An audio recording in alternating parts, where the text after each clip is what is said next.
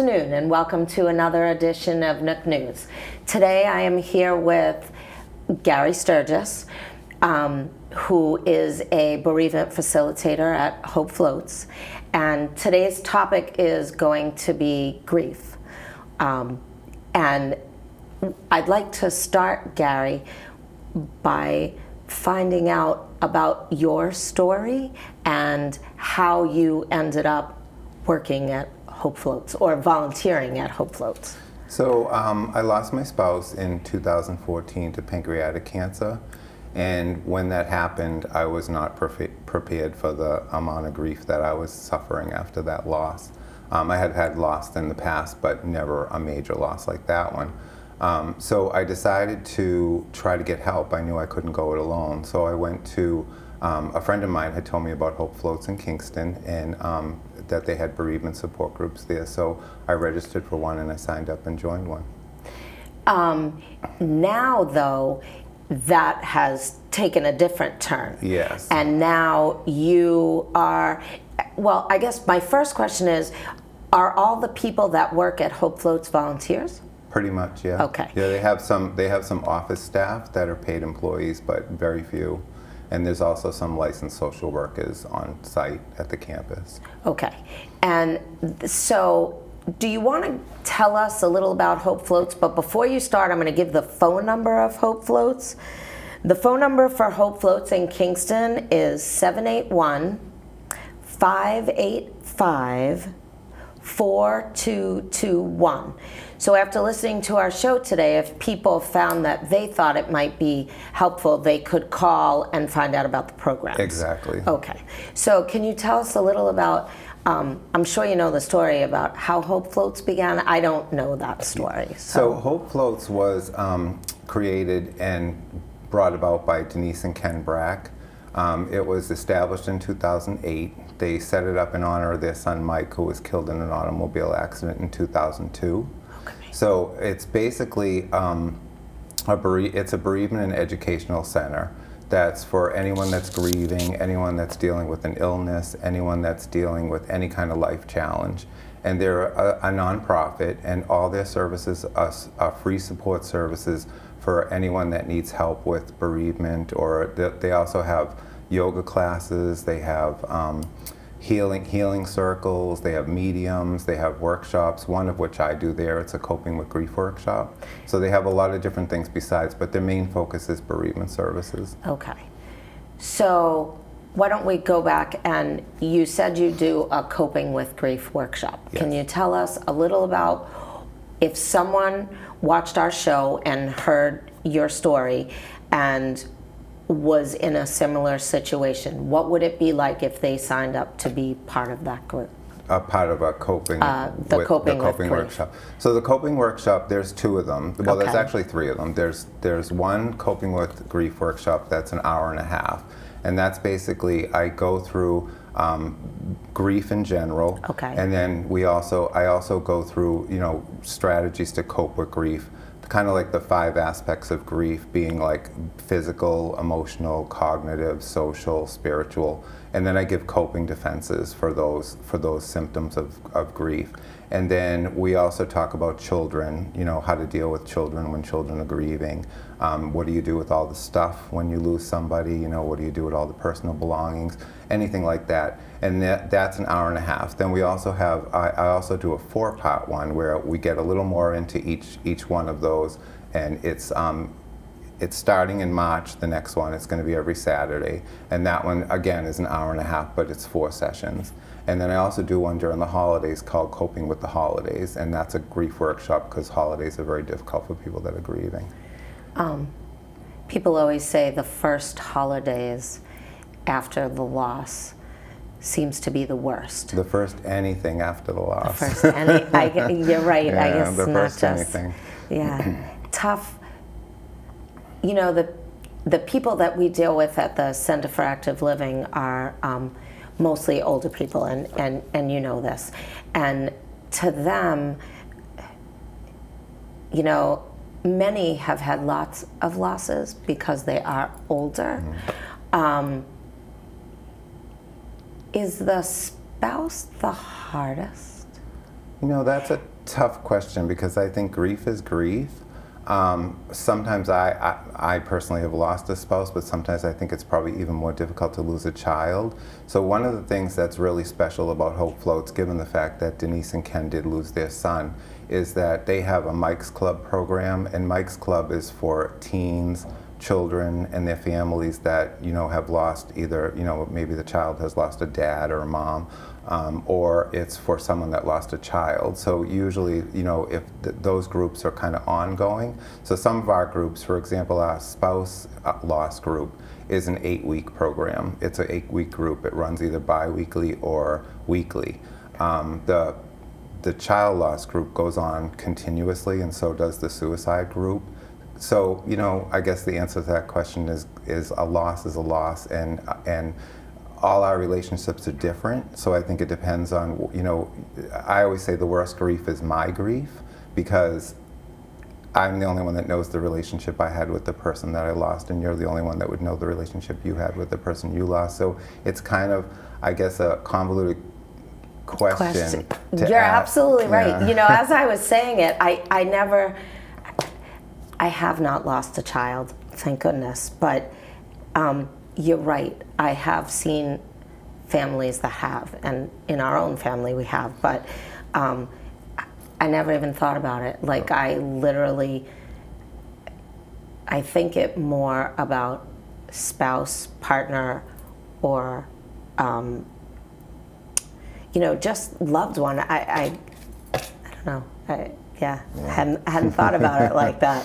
Like, wow. I think another a good part about Hope Floats is our groups are broken down. So some places that do grief support groups, it's a grief support group. So there's people in there that lost a child, a sibling, a parent. Our groups are all broken down by the type of loss. So if you think about it, if you have a group with 12 people and 11 of them lost a spouse and 1 lost a child, that person that lost a child is probably not going to feel as connected to the group. So I think it's a good thing at Hope Floats that we break the groups down by the type of loss.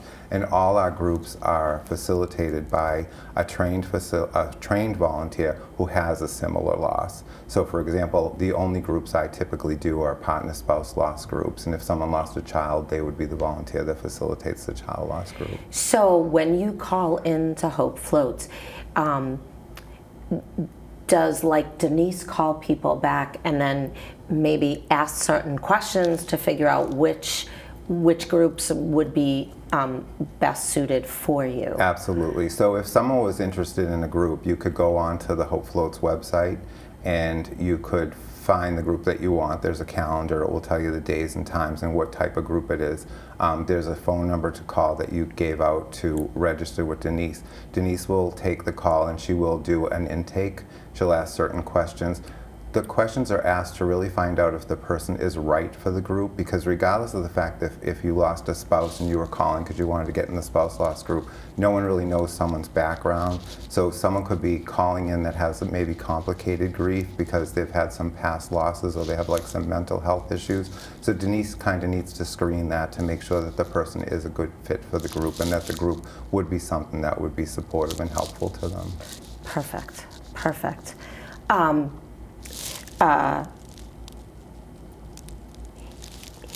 I was thinking about this, and I don't even know how you make that choice, but at what point in your loss is it a good time to call for help? And like you said, everybody's loss is different, right, or everybody's grief is different, and your grief is the worst. And thinking about losses in my life, you're right. When it's your own grief, it's the worst. Right. But how do you know at what point it's a good time? So, for example, at Hope Floats, we have a policy where if you're going to join a group or you want to register a group, you have to be at least 6 weeks out in your loss. Okay. So that's about a month and a half. Okay. The reason being, as you know, if you lose someone that's very close to you, whether it's a child, a spouse, a sibling, a parent, you really need time in that beginning fog to get through everything before you may be ready for a group. So we do ask people to kind of wait the 6 weeks, and Denise will know when she does the intake if that person's like ready or not for the group. But I think the answer to your question is probably what works for you. So for me personally, I jumped in a group right away because I was really, really struggling on my own. And I think if you're struggling on your own, and the beauty of a group is that it gives you that sense of not feeling alone. You know, you can go to a place and you can talk about this person that you lost with other people that lost someone as well. Because in our society, you know, death, you know, I always say I talk a lot about grief, and it doesn't make me the fun guy at a party because nobody really wants to talk about grief. But you know, it's important to talk about your grief, and when you're grieving someone you love, it's important to tell that story over and over again. So a lot of times when I'm facilitating a group, that's what happens, is someone may come to all 8 sessions, and I may hear that same story about that person's loss every single time they come to the meeting, because they just need to say it. So the group is a good place to be able to do that and feel comfortable doing that with other people that are doing it as well. So my answer to your question would be is when you feel ready, and I think you kind of know in your own heart when you feel ready. And like you said, you know, for you, in the beginning, you were lost and it was so difficult, and you reached out. But people need to know that it doesn't matter at what point in your grief you are, that there truly is help out there, right. But you have to reach out. Unfortunately, nobody can do that for you. You know, you have to take the reins no matter how sad or lost you might be. Is there any words of encouragement you would tell someone who might be watching our show right now who may have recently lost someone and is feeling lost, you know, to help get them to pick up the phone and make that call? I think grief is something that we fear. You know, I know for myself, I didn't realize really what grief was. I mean, I think we watch things on TV, you know, we maybe see like a little girl get hit by a car on the news and we say, oh, that's terrible, and then we go and make dinner and sit down and watch TV and kind of forget about it. So I think that grief is one of those things where you can't, it's not the grief that you want to avoid, it's the pain. So I think when you're dealing with grief, it can make you feel very, very isolated. So again, our society is like, sweep it under the rug, you went to the funeral, it's all over, you know. So I think that's the important part of getting into a group and connecting with other people that you feel comfortable talking to about it. I think it's very true in life, exactly how you said. Okay, it's over, the funeral's it passed, we need to move on. Moving on doesn't happen that easy for everyone, and it is okay to talk about that person right. over and over and over. You know, for a lot of people, we want that person to still be with us, and how else can you do that? If we keep their spirit alive and we talk about them, and that's how we keep going. You know, we hold on to them, and maybe their spirit pushes us, and maybe we all push along together. Right. Yeah. You know, I think you know, the problem with again society is people talk about closure. You know, you need closure. The funeral's over. You know, you should move on. You should get over it. You should let it go. I don't think we ever move on. I don't think we ever let it go. I think we move forward. And a lot of people, you know, I always tell in my grief work, in my coping with grief workshops, I try to express to people that, you know, the person dies, the love doesn't. And we don't move on. We don't ever really truly move on, and we don't ever really stop grieving. There's no cure for grief. I think the only remedy for grief is motion. And what I mean by that is we need to continue moving forward. And we can move forward by taking our loved one with us, and we can move forward by integrating our grief into like the fabric of our life, so that we're moving forward, but we're taking them with us, we're not forgetting them. I always say that I do 3 things every day since my loss. I smile, I laugh, and I miss my spouse. It's true. I lost my dad a few years ago, and I have continuously said to my mom, everything that you do now is your new normal, because your old normal consisted of spending time with that other person. So, I don't expect people to get over it, because you're right, it isn't something we get over, but we do have to find what the new everyday is, right, because that does change, especially if you were taking care of this person round the clock, or even if you weren't taking care of them, but there were a lot of things you did together, and you no longer have that. You have to find that new way of moving forward and doing it singly. Exactly. Definitely not easy. No. The grief journey is not easy. No, it's not. And you're right. Why does society expect people to get over it? And I'm really, really happy to hear that there are groups like yours, and that you're out there helping people in ways that you needed at the time. Did you end up at Hope Floats initially? Is that how you ended up after your spouse died? Yes. So that's where you went directly? Yeah, I went directly to Hope Floats, and I actually did 2 groups. And groups are the type of thing, like, you'll know when you're ready to not need the group anymore. So I did an 8-week group, and then a couple of months had gone by, and I was still pretty raw in my grief, so I joined a second group. It was after joining that second group that I noticed I was healing, and sometimes that's the benefit to actually getting into a second group, because if you're further out in your grief and the people in the group are like more fresh in their raw in their grief, you realize you're healing, because it's very difficult when you're grieving to actually realize you're healing. So what happened to me was I realized I was healing, and then I wanted to do what the facilitators would do, and I wanted to give back. I think when you lose someone, it's important to find a place to put that grief. It's kind of like, well, what do I do with this now? I lost this person. I'm going to miss this person forever. I'm going to grieve for the rest of my life. But what do I do with this? How do I make that person's life matter? And I think that's why I loved Hope Floats so much, because Denise and Ken made Mike's life matter. Every single person that walks through the door of Hope Floats and finds healing and comfort, it's an honor to Mike. So in their hearts, it keeps Mike alive. And so I wanted to do the same thing. So that's why I became a facilitator at Hope Floats. And I also became a volunteer in the ICU. I would sit with patients and families that were at the end of life. And I would be there more so for the family members, because I knew what they were going through. And after I facilitated the groups for 3 or 4 years, I decided to start the Coping with Grief workshops, because what I do with my Coping with Grief workshops is they're more educational and structural.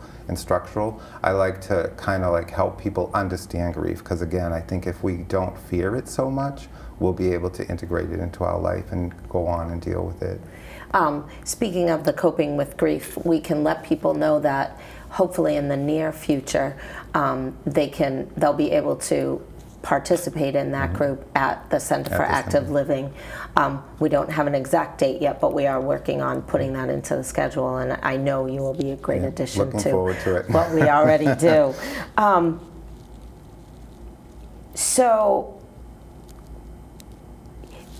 We wanted to give people the website. So there's 2 things. One is you also have a Facebook page. I have a Facebook page that I manage. It's called Surviving Grief, and people can, if they're on Facebook, they can go to the Surviving Grief page that I manage, and they can like it and follow it. And on that page, I blog some of my own personal stuff. I blog some of the excerpts from my Coping with Grief workshop, and also post when and where the Coping with Grief workshops are and how to register for them. So what people need to know is, if you are already on Facebook, you can find, tell me the name of it again? Surviving Grief. Surviving Grief. But if you're not on Facebook, you can't just Google it. Right, yeah. So you have to be a Facebook participant and then click like, and then your feeds should show up on their wall. Exactly, and if they don't have Facebook, they can always go to the Hope Floats website, and all the Coping with Grief workshops are there, as well as the bereavement support groups. I was trying to find in my notes, but I don't think I have it. Does Hope Floats have a website, or do we just tell them to Google Hope Floats? They do have a website. I think it's www.hopefloatswellness.org. Right, but I'll give the phone number again. If Hope Floats is in Kingston, it's 4 Elm Street, and if you needed to reach them, it's 781-585-4221. And I do highly recommend that people, participate.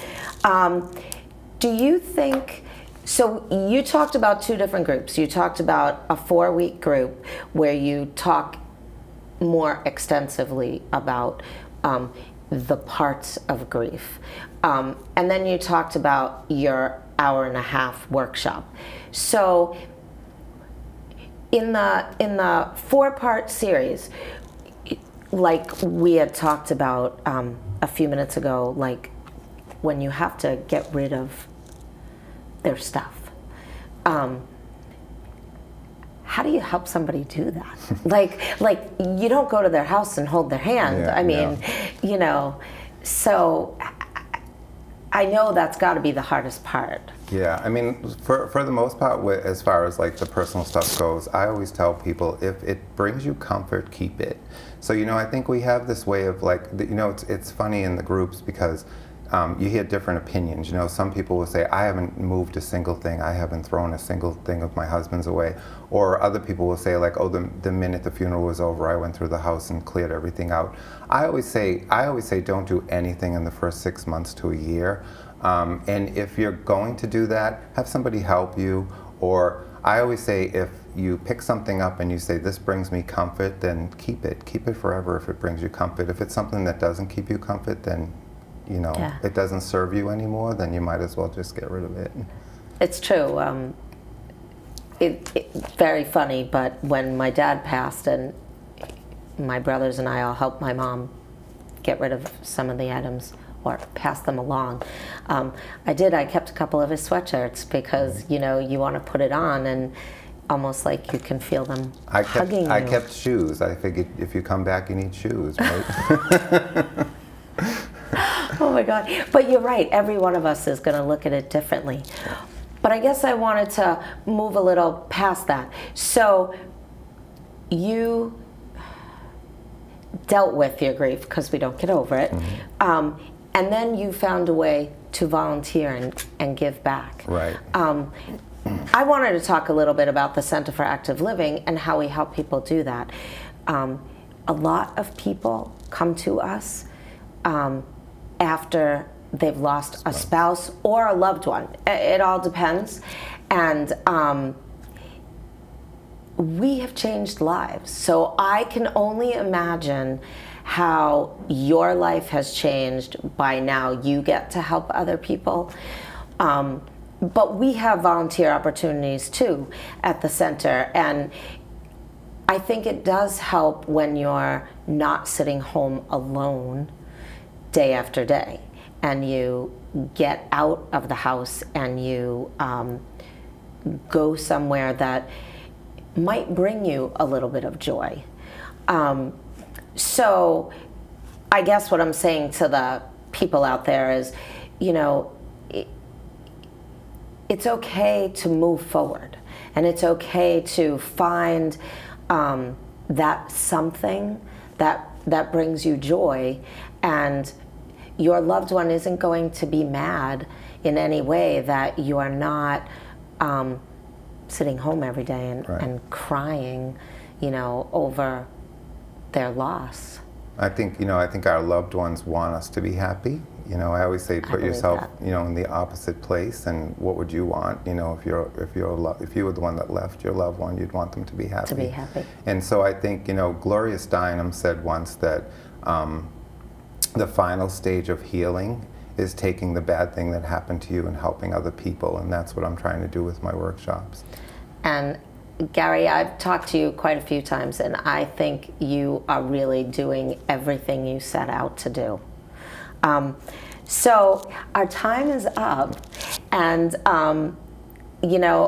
it has been lovely talking with you, and I can't thank you enough for being here with me today.